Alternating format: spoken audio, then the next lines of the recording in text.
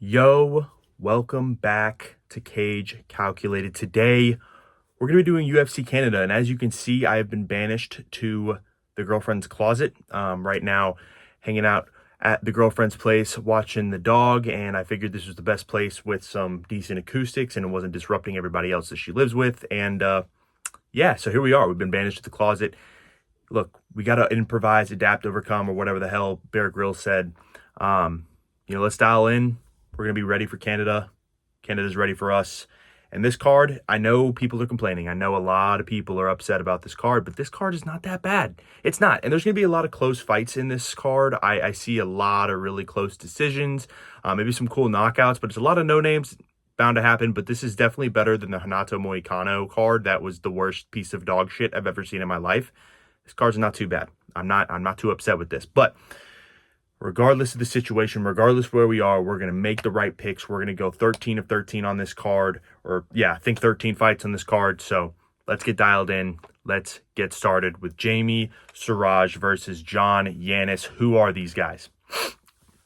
Do you know these two? I don't. Jamie Siraj is making his UFC debut, is coming off 2 rear naked choke submission wins, was a BFL and Tough Enough champion. Who cares? 28% knockout rate, 21% decision rate, 50% sub rate. Seems decent.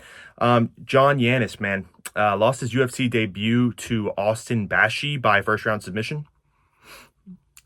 Name one thing you know about Austin Bashi. I'll wait. You don't know anything. That's okay. Neither do I. 56% knockout rate, 44% decision rate for Yanis. He is very susceptible to the submission, and that's going to go into my pick. I'm going to go Siraj winning his UFC debut by submission. Let's go rear naked choke. Let's make it 3 in a row. Make it like a Walter Walker heel hook. Maybe Jamie Siraj is now the new rear naked choke. And it's not that special to get a rear naked choke submission win, but like maybe I'm reaching. Maybe Jamie Siraj is just that good. Rear naked choke merchant. Let's go with that. Let's go for that. Rest in peace, Yuri. That is still not easy to say. And yeah, rewatch that fight. Damn it, Yuri. You had it in the bag, dude. Whatever. Not going to talk about it. That was a different day. This is a new day in the girlfriend's closet. Let's go with John Castaneda versus Mark Vologden. John Castaneda. You like my notes, by the way? Look at all that. Look at all those notes. Look at all that writing. Calculated up in here. John Castaneda, he has lost his last 2 fights by submission. Has some goofy tattoos too. Has a 3-inch height advantage, 6-inch reach advantage in this one. Has a decent knockout rate, decent decision. It's just pretty decent all around. A solid 68 overall fighter. Meanwhile, Vologden lost his Contender Series fight by unanimous decision, and somehow he's still on a card. Make sense. 50% knockout rate, 33.33% sub rate, 35% first round finish rate. I don't like the inexperience of Vologden. I'm going to go with John Castaneda. Yes, he's lost his last 2 by decision, but they were tough decisions to make. I'm going to go John Castaneda winning this one by unanimous decision. Just like the experience. I like that he has age on Vologden. I know he's an underdog in this one, but it's borderline a pick 'em. I'm going to go with a lot of underdogs today. You're going to start seeing that. Let's have some fun with this card. I mean, who really cares about UFC Canada? Who really goes to Winnipeg? Is Winnipeg even real? Like, let's be honest here. I know Vancouver's real because I've been there, but everywhere else, Canada's not real. 51st state. Doesn't matter. John Castaneda in 3. Up next, we'll talk about a flyweight bout. Mitch Raposo versus Alan Nascimento.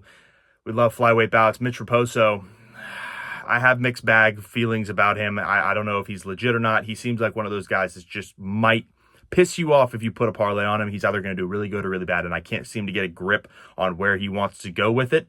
But did win his last fight by unanimous decision. Has lost to Andre Lima, lost to Sumar Darji by split decision. 40% knockout rate, 30% decision rate, 30% sub rate, 31% first round finish rate. Really low striking numbers and not so bad defense. So I don't know. He kind of seems like a bot. I don't know. He's going to be one of those guys that just kind of, I don't love to pick against or for.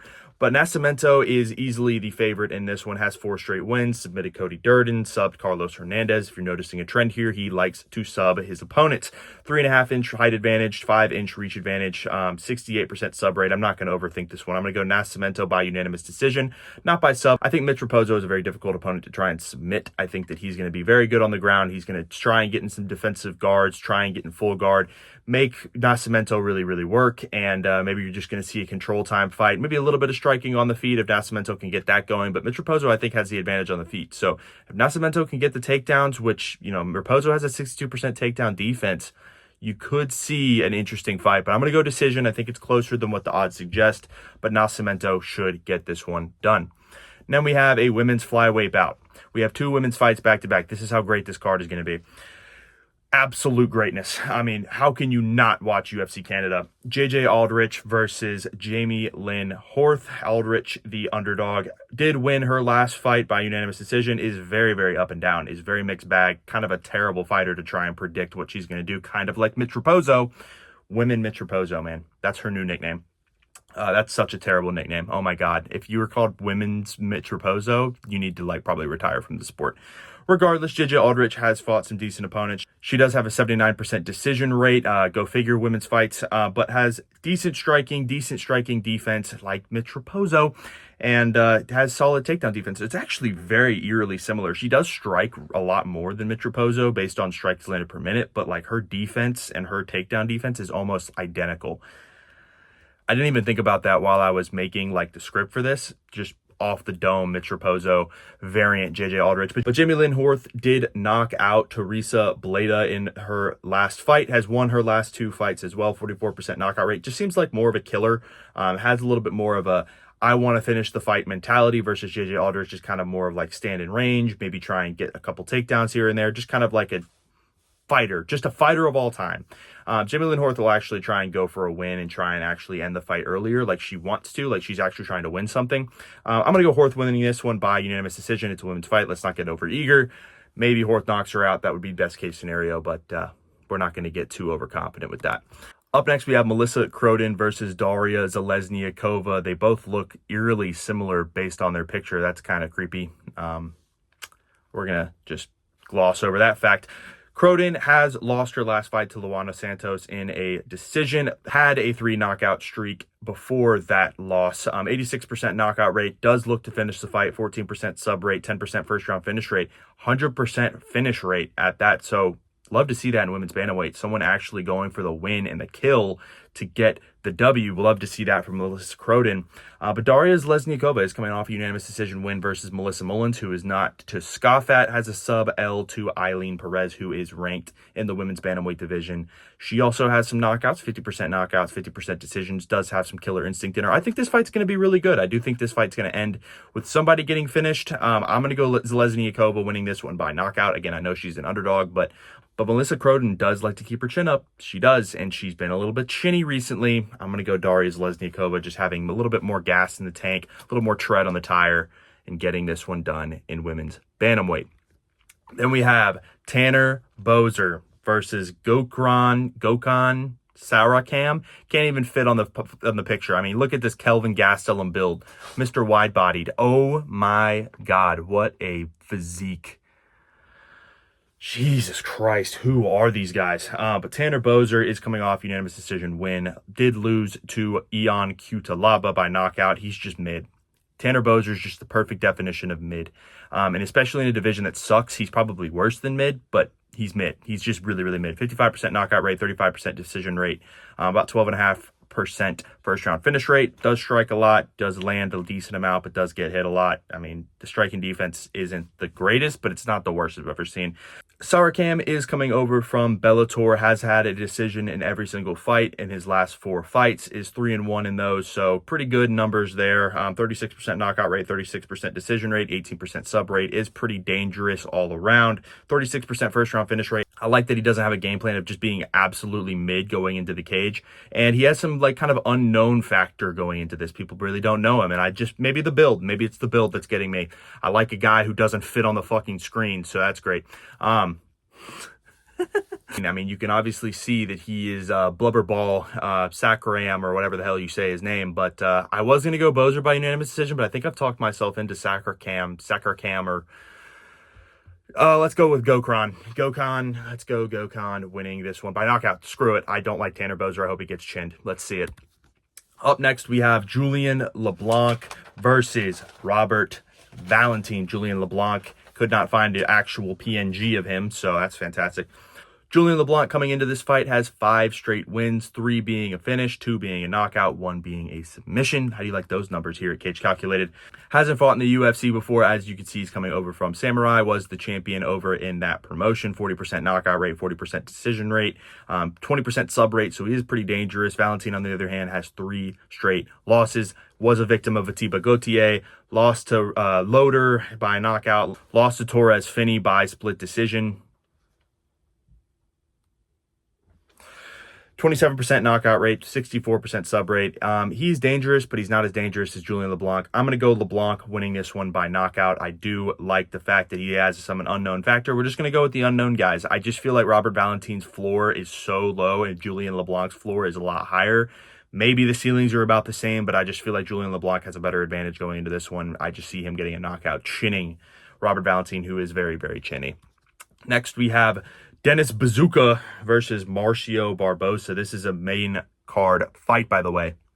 Dana, thank you. Thank you for this one. We wanted to see Dennis Bazooka fight on this card, but Marcio Barbosa isn't too bad. Had a first-round knockout win in the Dana White Contender Series. Has had 4 straight first-round knockouts in his recent career, so that's great to see. Is a former LFA fighter, so very, very capable of winning this fight. Is a -400 for a favorite. Bazooka, on the other hand, lost 3 of his last 4. Recently lost a split decision to Francis Fire Marshall, dope nickname. 42% knockout rate, 50% decision rate. Just, I don't know, isn't someone that really gets me excited. Doesn't get the wood standing up. Shout out Nathaniel Wood. Let's go Barbosa winning this one by KO. I just like the idea that he just comes in here and just knocks out someone who is definitely not on his level. Seeing as he's coming from LFA, he's incredibly capable, and he had the knockout. I wouldn't be surprised if this ends in the first round. I'll go second round, though. Second round knockout for Barbosa. Next, we have Thiago Moises versus Gage Young. Moises is coming off a knockout loss to Jared Gordon. Is very, very chinny. Is just one of those Brazilian guys that just has his chin up in the air like a moron. But 21% knockout rate, 37% sub rate. Again, it's just kind of like an NPC Brazilian fighter, jiu-jitsu capable guy. I mean, what do you have to say about this guy? Young, on the other hand, 1-2 in his UFC career, all being a unanimous decision, is a victim of Quillen Salkeld, which is insane because Quillen Salkeld knocking out a white guy, man, that wasn't on my bingo card. But 67% knockout rate for Young, 22% decision rate, has a submission win or 2, strikes a lot, does absorb a lot, but I think that he's better than this Brazilian NPC. Give me Young by unanimous decision. I think this fight will go the distance, maybe a knockout, maybe a submission. I mean, who really gives a shit? Let's go Young winning this one by UD. Then we have Jasmine Jasudavicius versus Karine Silva. And this fight does not make any sense to me. Jasmine Jasudavicius is a very, very capable fighter. Karine Silva just lost her recent fight to Macy Barber, who just got mauled by Alexa Grasso. So how Karine Silva managed to fluke her way into this fight and what the fighting nerds have on Dana White, I don't know. Regardless, we have to watch it. So Jasmine Jasudavicius is coming off a loss to Manon Fiorot, who's incredibly dangerous in the women's flyweight division. Has some really solid names under her belt in flyweight, has fought a lot of the great fighters in flyweight, so is very, very capable, is very, very experienced. 14% knockout rate, 57% decision rate. Is just that classic solid, but not like elite. Probably like great, but not elite women's flyweight fighter. Karine Silva, on the other hand, like I said, lost a unanimous decision to Macy Barber. Yeah, that doesn't get me excited. Hasn't fought close to anyone on the level of Jasmine Jasudavicius. I think she gets absolutely slimed by Jasudavicius. I'm going Jasudavicius by sub. Karine Silva just doesn't get me excited. I think she's a fighting nerd fluke. I think that she's one of those fighters on the fighting nerds that they try and ignore and not really talk about. Fighting nerds kind of like to gloss over as not really the real breadwinners of the team. So yeah, I'm going Jasmine Jasudavicius winning this one by submission. I see just an easy win for Jasudavicius. The odds should be even more in her favor. It's going to be your time, Karine Silva. Sucks. See you later. Next, we have Mandel Nalo versus Jai Herbert in the lightweight division. Mandel Nalo, coming off a first-round knockout win in the Dana White Contender Series, has a 71% first-round finish rate. This guy is pretty good. He is pretty good, and he's someone that I am kind of excited to watch.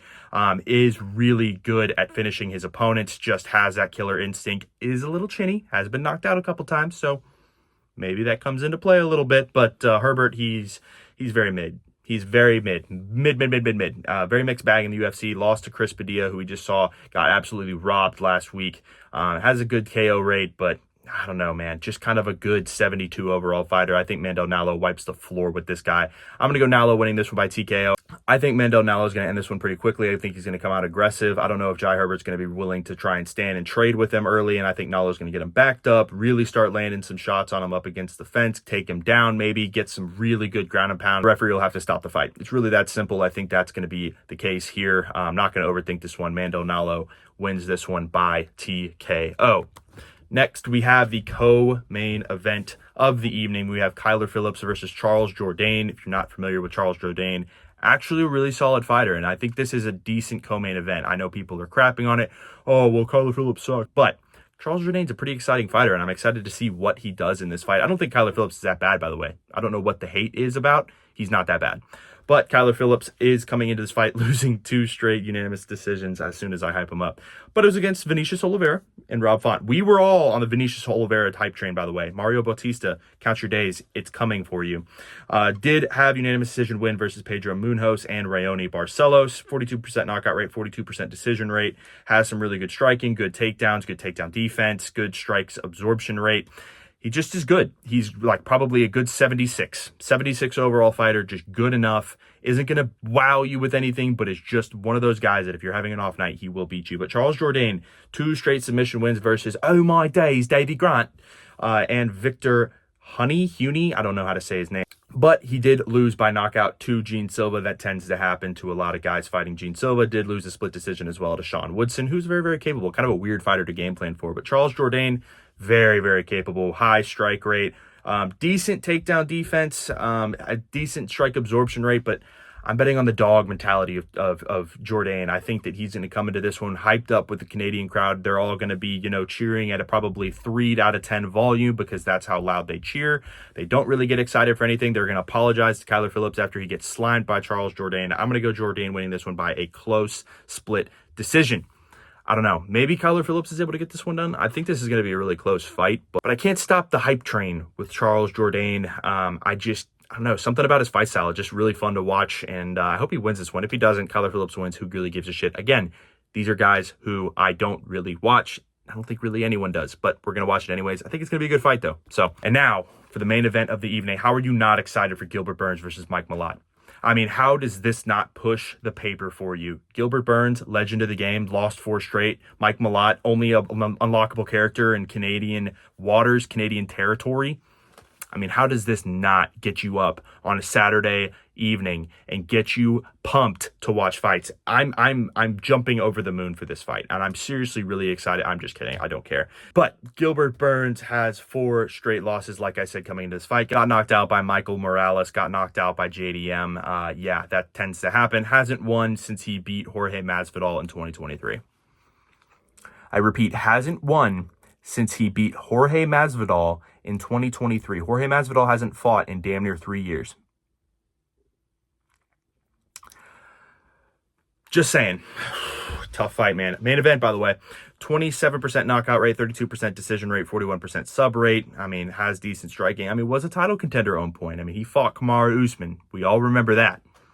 How this dude is a main event in 2026 blows my mind. But Mike Malott is a minus 600 for a favorite. 3 straight wins over Kevin Holland, Charles Radke, Trevone Giles. Has a height advantage, has a reach advantage, has the knockout power, has the striking, has the takedowns. I'm not going to overthink this one. Mike Malott winning this one by TKO, I think, is a pretty easy pick for me. I think Gilbert Burns is just on the way out. No offense, legend of the game. Love Gilbert Burns. Love his storyline. I think he's a good guy, but you're in Canadian territory. Mike Malott is unbeatable in Canada, and I just don't see it happening where Gilbert Burns is able to get a win. I just don't see it. I just don't. And I'm going to go with the easy pick. Mike Malott winning this one by TKO. Maybe ground and pound, maybe get it done. I don't know. But all that being said, I hope you guys enjoy the video. I know it was kind of a quick one. I know it wasn't super in-depth on every single fight. I know most of us are going to be doing literally anything else rather than watching this fight card, so I didn't go into too much detail, so I hope that's okay. Next week we have freaking Aljamain Sterling fighting. Oh my god, dude. Aljamain Sterling versus Yusuf Zalal. I mean, Jesus Christ, dude. Oh, it's a rough scene, dude. We get to see Yuri get knocked out and they get rewarded with 2 boo-boo cards. It's about right. Thanks, Dana. regardless, at least Dana White is cooking in May and in June. We get the White House card soon, and then we could see Derek Lewis die in the hands of Josh Hokett. That's just going to break my night. But regardless, that's in the future, and we're not going to predict that yet. Like I said, appreciate y'all watching. Please go and follow us on the Instagram, the Twitter, the LinkedIn. Maybe we'll make a LinkedIn. I don't even know at this point. But make sure to like and subscribe. Make sure to comment. Comment who you think is going to win this dog shit fight. Appreciate y'all watching. See ya!